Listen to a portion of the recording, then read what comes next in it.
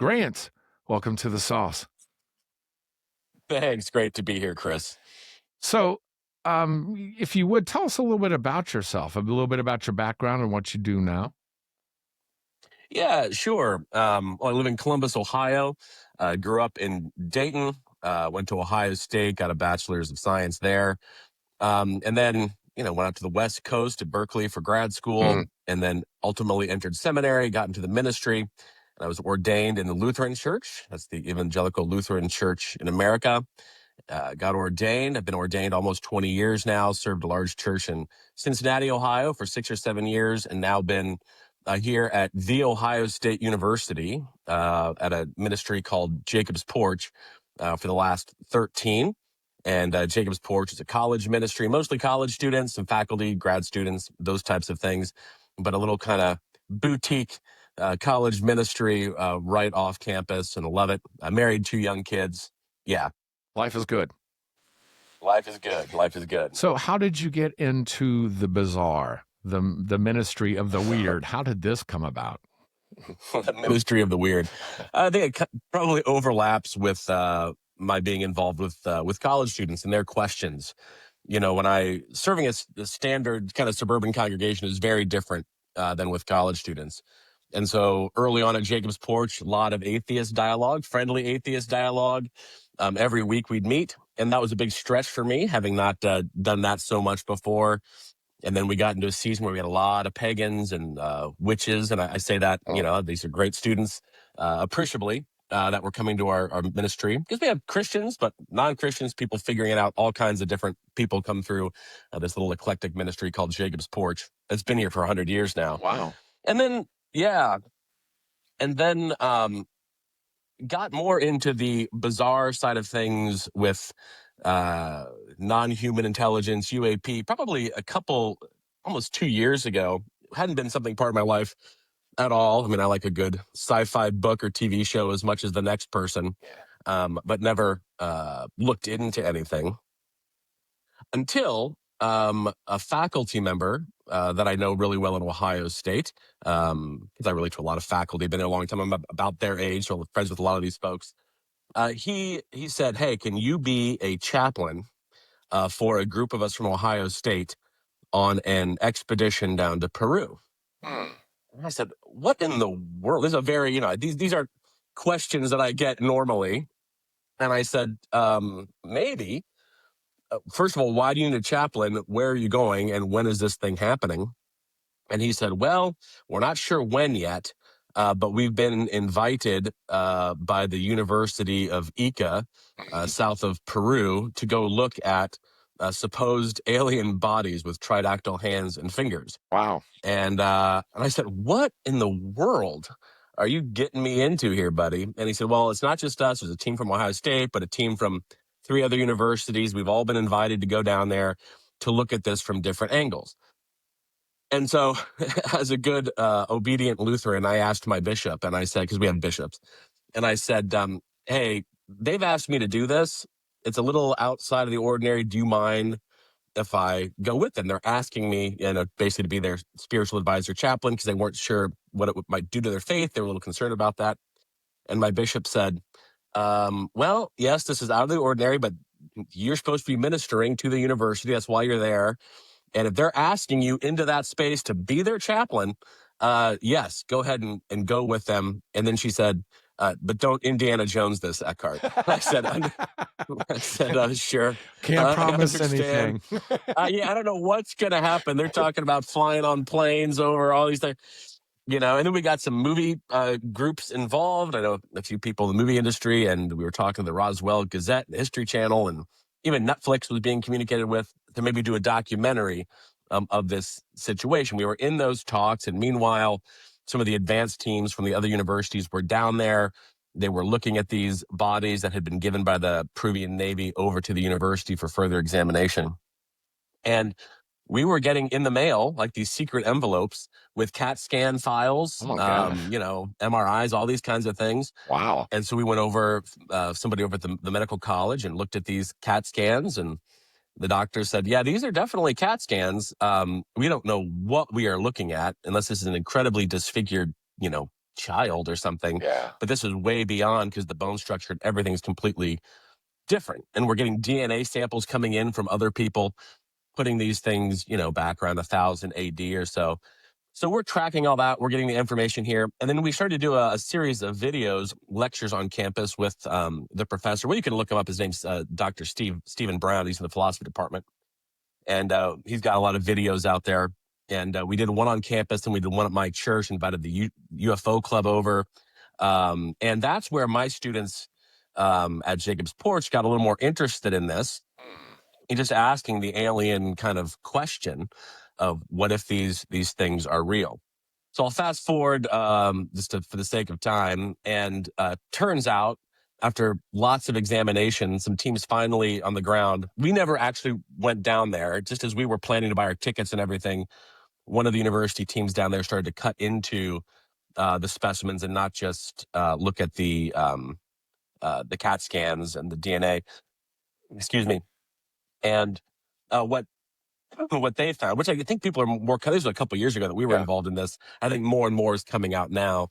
There are like 4 different species we were looking at, and 3 of the 4 for sure were forgeries. I think the 4th one probably was when they finally got in and could see these high level precision things that were how they were making these dolls.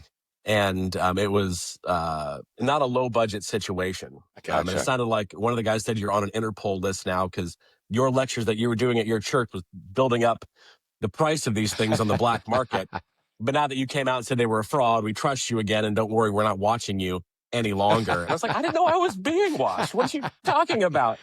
But that's what got you into this. This is what launched that's you. What got me into it. Yeah, that's what got me into it, and kind of got my ministry into it as well, because now the students are curious. They're like, oh, we didn't realize we could ask about these things. Wow. And I said, yeah, you've always been able to ask about anything. And so last spring, as we always do, we said, well, what do you guys want to look at and study next year? What do you want the staff to provide? What do you guys want to lead? We always do that. And they said, well, Pastor, we want you to do a comparative study on alien lore and Christianity. And we'll call it like an ET alien theology class. So I had never read any alien lore at all, of like the Whitley Strieber's, the John Max, the Jacques Vallée's, and all that stuff. Never read it. So I spent the summer, and I enjoyed it, reading a lot of those big texts, that people cite. Diana Pasulka, loved her book, the Chris Bledsoe book, a lot of stuff on remote viewing. Got, just read broadly on all that kind of stuff to prepare for the class. I mean, I'm personally interested, Right. and that's, I've been stretching for my faith, and I think in mostly good ways, honestly. But job related, I'm like, well, I can spend time in my job because they're asking for this. Yeah. And so we put on a class, and the students, some of them couldn't make it. And as I started talking about, so I started blogging about it, because not only students, but other pastors, some bishops, some other people, now that I'm out and saying I'm studying this stuff, they're all coming out of like the secret kind of thing on the side and saying, I think these things are real too. Can we talk about it? I can't talk about this with anybody. And I think that's a good place to talk about this, because you're right. You've hit on something that's going on in our culture, and that is people like me. I grew up watching these things. I love the whole UFO lore and these shows and these real accounts. And as I got older, I kind of grew out of it. I got into the Bob Lazar, and kind of getting ready for this, I went and watched S4, the new movie that just came out. I haven't seen that yet. I will soon. It's really good. Excuse me. It's really good if you're into that. But life happens. I get busy, and I grew out of it, and it's just not a priority, because now it's just, it's fun stuff. Up until we have whistleblowers. And this isn't people going to the media. This is people giving testimony to Congress. And now it's a whole different posture. Everything is looking a little different. So kind of open up about the whistleblowers, because I know a little, but I'm sure I don't know the full depth of what's going on. Well, and I don't know the full depth either, but I can tell you how I got involved in it. So that same faculty member that got me into the Nazca situation, he was never into UFOs or anything before David Grush testified in 2023. And I didn't even know that happened. I wasn't paying attention to it. We're into 2024 before I'm even talking about anything. But he said for him, that was like, wait a minute, this guy would be a guy in the know. He's saying under oath, this stuff is real. Yeah. I at least need to start paying attention to this. So then we start talking, and then I'm like, well, I need to watch all this stuff. So I watched all the congressional hearings. I wrote up on my blog a summary with links to every paper submitted there, all the different guests, all the whistleblowers. And, for me, it's if you actually, for those few that have actually watched all of that stuff, it's either there's a phenomenon here that is real and unexplainable that needs to be revealed. Yeah. Or they're all lying and should go to jail. Yeah. And I don't think because they perjured themselves severely. And I don't think the latter is the case. I think they're in earnest with great risk to themselves, came and spoke. Now, they don't give the big cosmic narrative of what all this means, but just kind of what they saw and the documents they have.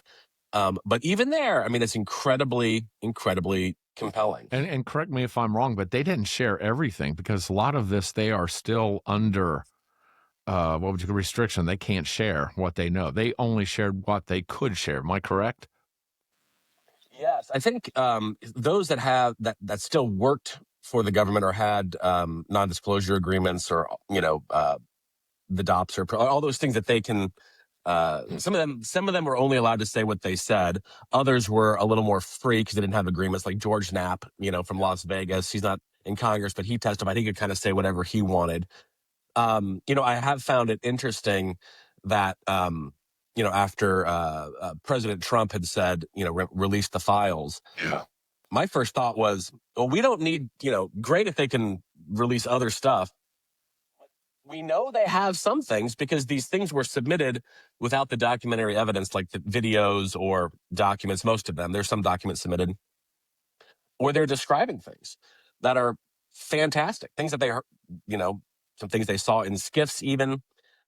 These things weren't released to the public, but were mentioned. What's the skiff mean? What does that mean? Oh yeah, well, not being just being a lowly pastor here, never having been in one myself. My understanding is it's a secured facility where you can look at documents, but you can't bring your phones in. You look at something, you have a private conversation, and you can't share what comes out of that. And you can't disclose it. So in a skiff, you can't disclose it. So you get these.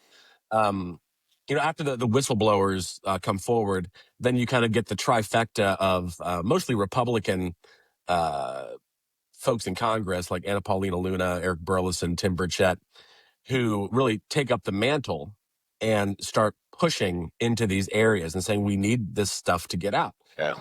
And so recently, Representative Anna Paulina Luna wrote a letter to Pete Hegseth, the Secretary of War, now it's called, and said, why don't you release these 46 videos that we've seen in the skiff? Just release these things. One of them's in Columbus, Ohio, because she posted the guy got posted online, 46 videos or documents they wanted that they knew existed, that they wanted released. Wow. Wrote that letter, and tomorrow is a deadline that Luna had put forward. Now, if they get released, then who knows? But even if those are released, that's really significant. So that's kind of where things stand at this point. Yeah. I noticed Marco Rubio is using language that supports this, and I don't recall ever any high officials like that in our government, speaking like that, where they're speaking where like it's common knowledge that we know this is there. So I don't know if this is long-term psyops or a red flag or if what's going on. And it could go, I guess it could go either way. But kind of tell us, what is it that they're saying that they're seeing? What are these things that they're talking about? I guess vehicles, they call them UAPs now. Yeah, you get in the Grush testimony, people look to him now as the beginning of the latest round of disclosure efforts. And, under oath, he says that we have non-human crafts and non-human biologics. He said that before Congress. So we're talking about, ships and beings of some Now, kind. is Now, the he the nature of all only that, one that's who saying knows? this, or is there other people corroborating this? Yeah, there's you know, pretty almost everybody who has testified to seeing some kind of ship. I mean, I think most interestingly, you had Jeff Nucitelli, who was in the military, and he testified under oath. And the way he described it was really fascinating. Seeing a big triangular black ship come over him on the base when he was out for a smoke break, and then he goes on to say it looked like kind of some lava flowing over the outside of it, the coloration and texture all around, and then it took off. So these are the kinds of things you're hearing. And then Eric Davis, who works for the Jet Propulsion Labs, I believe that's where he works. He's a scientist. In not a congressional hearing, but a briefing on Capitol Hill that Lou Elizondo was leading, and Admiral Gallaudet and Burleson and Burchett and that whole group was there. As Eric Davis is sitting next to Admiral Gallaudet, somebody asks him, I think Burleson asks him, so what are the species? You guys talk about these non-human biologics. What are the species? And just like he's talking, politely to his children, he says, well, there's 4 that I know of. 4. Reptilians, mantids, Nordics, and grays. And just says it like Nothing. No, and everybody It's a matter looks of over him. fact. Yeah, Admiral Galladet's like, wow, you said that out loud. Okay. So who knows? I mean, I think he's qualified later. He's like, well, I haven't personally seen them, but I've heard from people, blah, blah, blah. Now, is it But possible? yeah, so that's where the conversation is. Yeah. Is it possible that the people that would have these, of what they do have, they release fake information? So, Bob Lazar had said that in a special. They'll give you some fake information. So if it comes out, you were the only one that had it. They know where it came from. So it is possible that whatever they're giving out is a part of the truth. So it just kind of convolutes the water. So you never really know what's happening. Right. Well, and that's the challenging thing, being in the area of more scholarship for most of my life, there's a certain process to where things are vetted. Yeah, where's And you go through empirical peer evidence? review, Yeah. and you have the degrees, and you have, this reputation built up. And the challenge with so much in the UFO space is that there's not really a process to vet a lot of these things. Yeah. And so everything you have to take as a potential falsehood or potential truthing. And what everybody says in this world that I talk to, they'll always put some truth in with a bunch of false stuff so that people clue in. Yeah. So just because the government releases it doesn't mean we all automatically say, well, that's absolutely true. Right. Like that's the beginning of a process of discernment. I think the difference here is we got people testifying to Congress, and we've got members of Congress. And I just heard the guy, I think he oversaw that committee, and I forget his name. He's from Tennessee. And I heard, Burchett. Yeah, he just said the other night, if you knew what I knew, you would have nightmares. Yeah. And I was like, that's a scary statement. Now, but is this disinformation he's being fed? Again, it's secondhand information of what? We don't know. But what we do know is this is not a new idea of visitors and different species. This isn't, we like to think that this came about probably since the 1940s, since the atomic bomb, but this is ancient stuff, is it not? I mean, there are ancient cultures that had these ideas. Am I correct? Yeah. I think that's where you get into more of archaeology and religion, at that point, if you're going pre 20th century. And, at that, when you're going into religious texts, things can go either way. Yeah. Like, okay, there's a lot of myth in the Bible, which doesn't mean that it's not true. It is true. It's just like these are conceptual frameworks to get across the point the author wants to get across when they're talking about beings descending from the heavens, for all those that love First Enoch, the Watchers, or other like Sumerian texts with all those folks. So the oldest texts have beings from the heavens coming down. Now, what those are, that's where the debate is. Yeah. But I think it has been part of the human experience ever since we've had written language that we can track, that there is this kind of descending group that comes here. Yeah. Now, what those are is going to be interpreted variously, but in that context, I would say this goes way back. Yeah. And even crafts and things you get, I was in Egypt recently, and it's like, that does look like a craft, but who knows what that is? You ask the guide, no, it's not that. It's like, okay, maybe not. You kind of, I tend to trust the literature. Yeah. But lots of odd things. Yeah. I would say, excuse me, my background is in leadership. So I'm thinking if I really want to, if I was them and I was wanting to lead everybody kind of astray away from what the actual truth was, and like you had mentioned, one of the 4 things that was mentioned was reptilian. And then I think about the Naga from ancient India, that they believe this shape-shifting serpent that was about 7 foot that was superior to us, that had knowledge, that gave it to us, that a single horn, and it ruled us, and we got our knowledge from it, and then they left. But you also have the serpent in the Bible. You also have the serpents of Mesopotamia.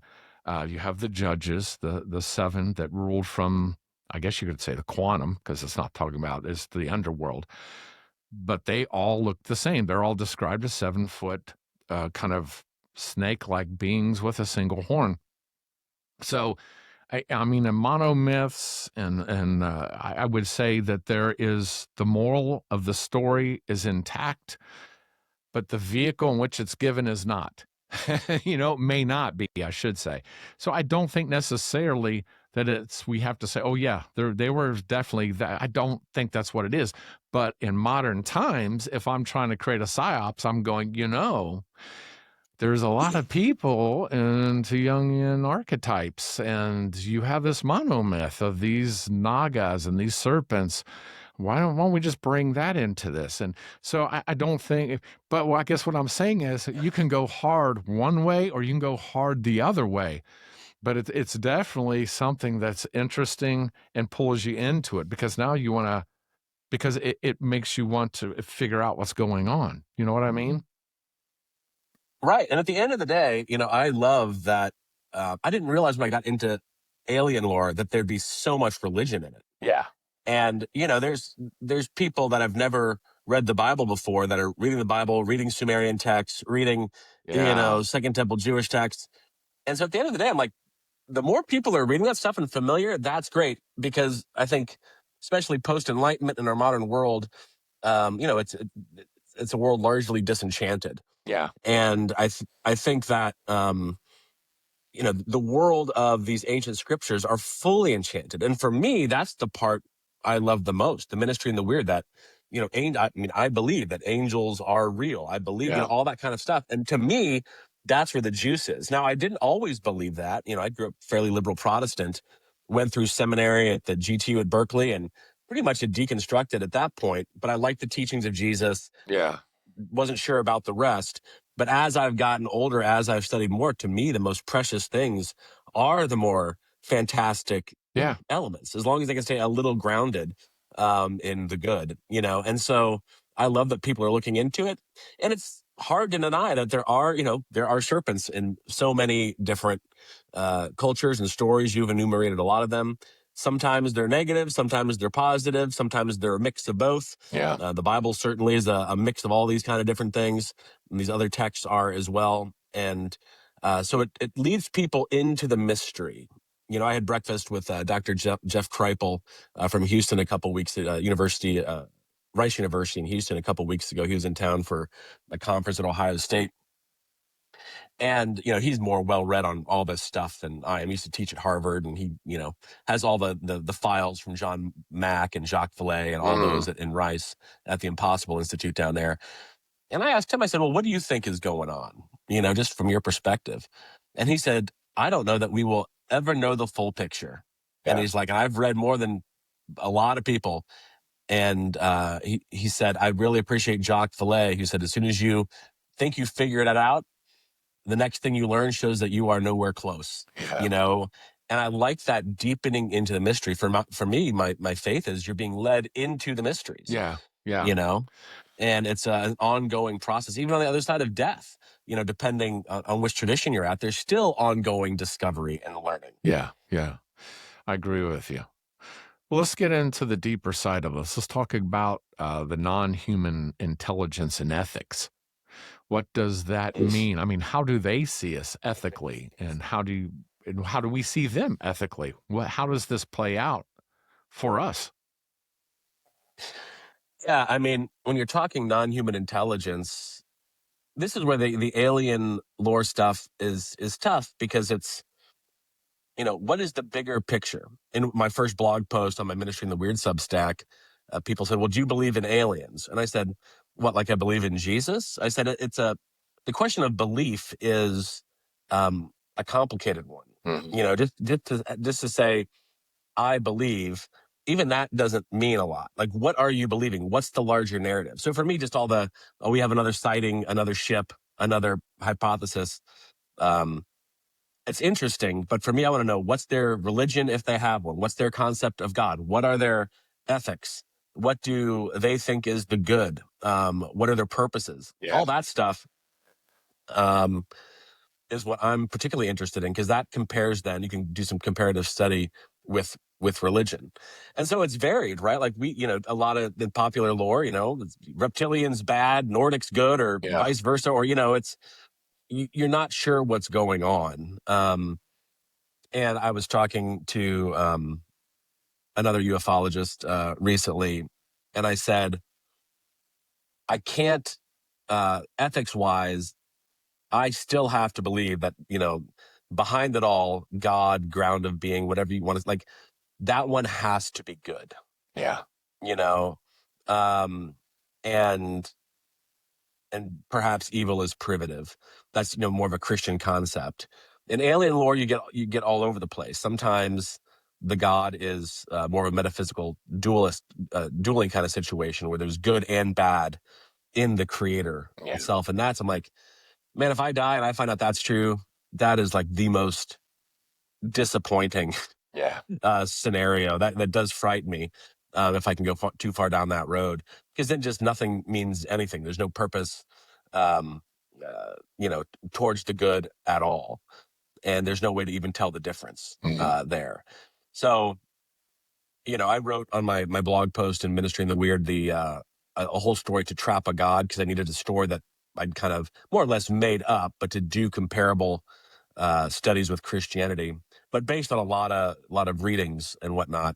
And in that story, I tell genetic manipulation to where we were primates, and then joined with alien DNA, and then ultimately, and I kind of pick up on some more Gnostic tradition, because a lot of alien lore is fairly Gnostic. Not all Gnosticism is bad. There's Gnosticism in the New Testament, and certainly the Old Testament, and whatnot. But it's not all bad. Some things are more problematic. But one of the things that comes up in some of these circles is that God contains all the good and the bad, and we're immortal spiritual beings. You can get that from Scientology or some different things, and we just kind of pop in and out of bodies, but our soul is immortal.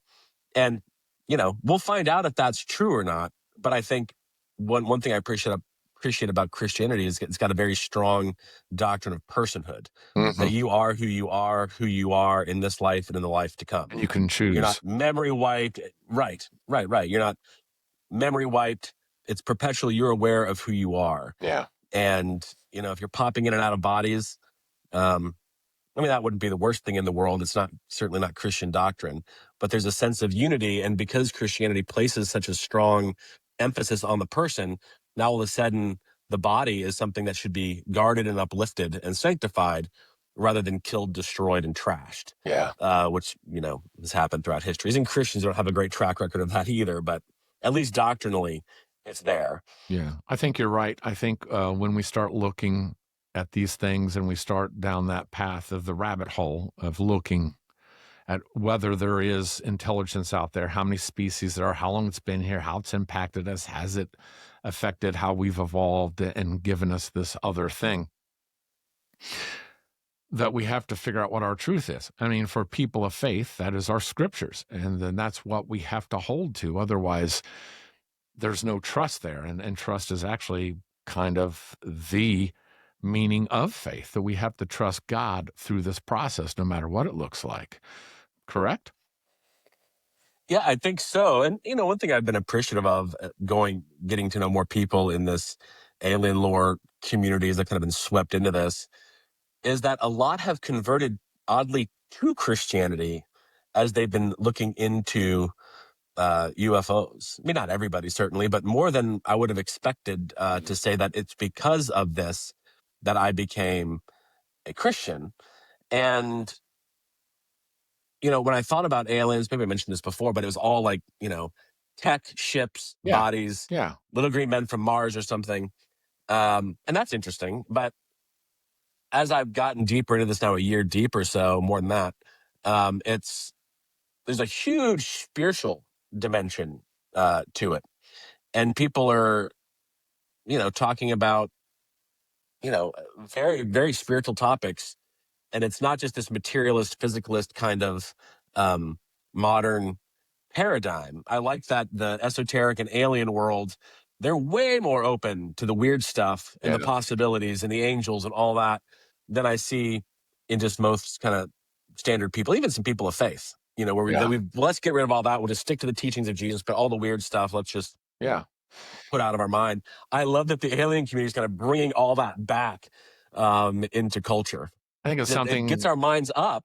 There's intrinsically something in us that kind of needs that we have to explore it. It's in monomyths. It's been with us since the very beginning. It's, the hero's journey was the first nonfiction piece we wrote about 4,600 years ago, in Mesopotamia. Right.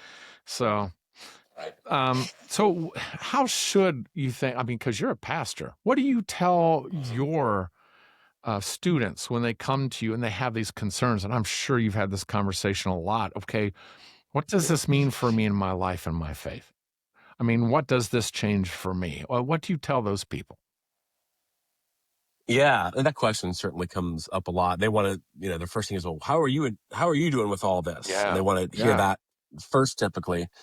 And in some ways, it's the same thing I've always done. And in the Lutheran Church, at least my denomination, there's a wide berth on an appreciation for asking questions. That if we believe that there's a big key truth in Jesus, then we should be able to ask anything. Yeah. And nothing should be off the table. And so I've led that ministry that way for years, even before that came up. So in some ways, it's a new thing. Like, well, if you're interested, keep exploring it. And if not, that's fine. I mean, we have worship and sermons and Christian Bible studies and all that kind of stuff, but then also just a lot of general conversation. And usually after a sermon on Sunday, we have a small enough group where we can have, a conversation there in worship of, what do you think about this? And they can disagree with me. Yeah. And I think, if I share for what it's done for me, it's stretching, because when you're reading something exclusively for a while, it kind of takes over, and there's moments where I've been rattled, like, wow, I hope that's not true. Gosh, I hope that thing's not real, or that would be interesting if that was real. I think overall it's oddly strengthened my faith because it's brought a lot of mystery into the front, the fore. And I think even if what I appreciate in alien lore is everything seems to be a little closer, and it's a little everything's happening in this universe or through multiple dimensions, but it just feels very, we're in the midst of where all this stuff is going on. And I think sometimes in my personal faith life, I've felt like Jesus is near, in the bread and the wine. I feel, Jesus near when I pray. But in some ways I think, well, Jesus is way far away in the, the throne room of God interceding for us. And there can be a sense of distance. Like, I don't know how far away that is, or that's a different thing than I can comprehend. When you put some of this into alien lore, everything feels a little closer. It does. And so I feel, Jesus a little closer, like the Holy Spirit's closer in some ways. And I kind of take the perspective that, if there is some big disclosure of aliens and somehow it can meet a threshold of being real. I mean, it's already met a threshold for me to take it seriously. Yeah. But to where you really have to wrestle through it, I think we'll cross those bridges when we come to it. I outlined in a blog post, I don't think I posted it yet, but that there's basically four things the church can do after disclosure. It's not saying what path people will choose, but it's more or less the four paths that the church has always chosen when confronting a new ideology, a new revelation of some kind. It's, either you synthesize the material. So, say, St. Augustine, he works through paradox a lot through his synthesis. He's like, how can Christ be both king and crucified? Those are opposite things. And then you can synthesize that theologically. So it doesn't take away from Christ's divinity or humanity, but now you're going deeper into the mystery, deeper into the identity. That's what kind of synthesis does, often through paradox, where you're seeing a new revelation and there's enough connection where you can synthesize it into something deeper. That's one option, depending on what the material is. You can syncretize it, which means that you can, if a new revelation, a new part of history comes forward, you can syncretize it, which basically means that you whatever, say that the church was encountering a different religion. These happen throughout history. Yeah. And they were the more dominant force in the area. Well, they said, well, that God is actually our God. And that's a syncretistic move. You kind of have the power to do that. You're persuasive enough that people are like, oh, this thing that we were calling something else is actually what you're calling it. And some don't believe, obviously, but enough kind of agree that they join up. So in alien lore, like, it could be syncretized. We see something that's released. Oh, the church has always taught, and that's been more like this. Or some Christians get syncretized into that, where it's, that's where, that's the more true thing. I'm going to have to find a way to incorporate my faith syncretistically back into that. Then the weaker ones are just like to synergize. I'm a preacher, so I got 4 S's, right? You got syncretism, synthesis. You can synergize something, synergism, which is like a cooperating operations, cooperating energies, where you're not believing what the other thing is, but you're finding ways to work together for something. So maybe the church doesn't say, we're all on board with aliens now, but for those that are traumatized or hurting from that, we will walk alongside you in that. We're not going to believe it, but we'll kind of be with you. Synergeia, we will be with you and use our energies to walk with you. And the final is schism, where something dramatically happens, it divides the church, and some say we're not going to touch the alien stuff, and some say we're going to incorporate it in a new way.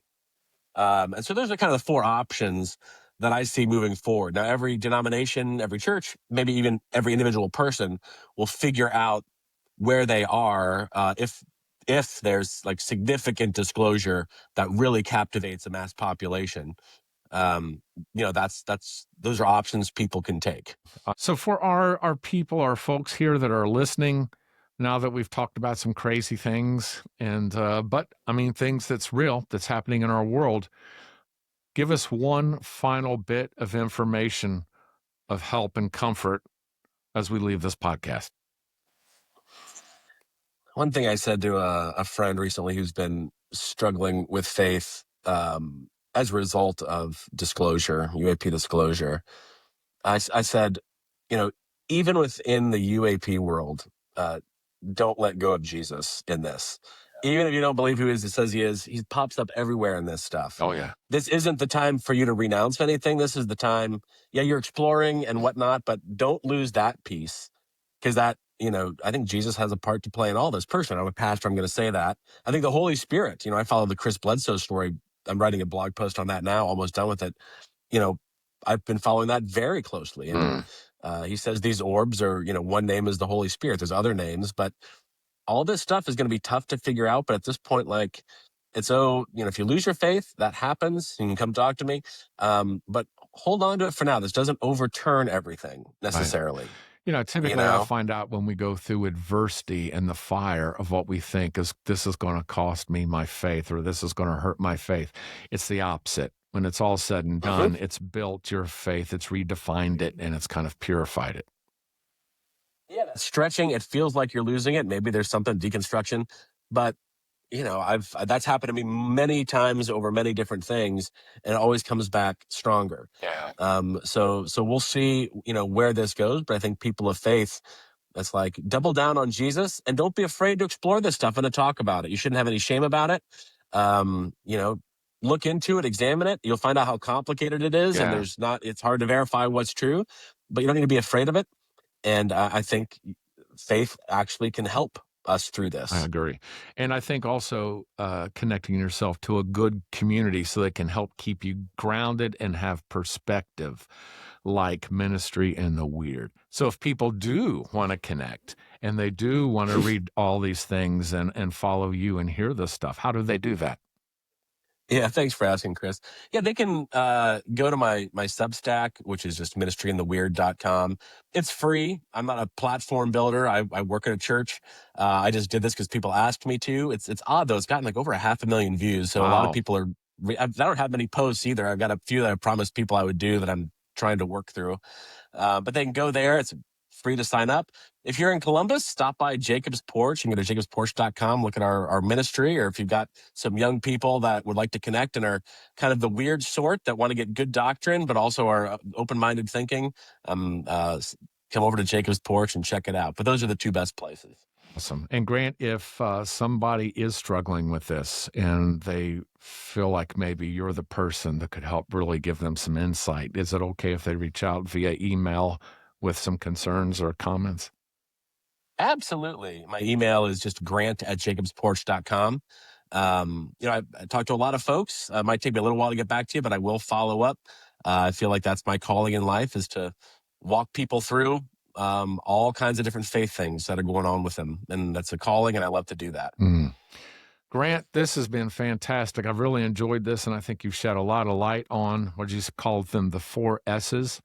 I think is important that we all have that peace, because we don't know what's going to happen, but yet that's incredibly valuable, and it's figuring out how we need to see it. So thank you for coming on. Thank you for giving the time. I appreciate it, and we'll talk again soon. All right. Thank you so much, Chris. It's been a pleasure. You're a great interviewer, and I wish you all the best. Thank you, sir.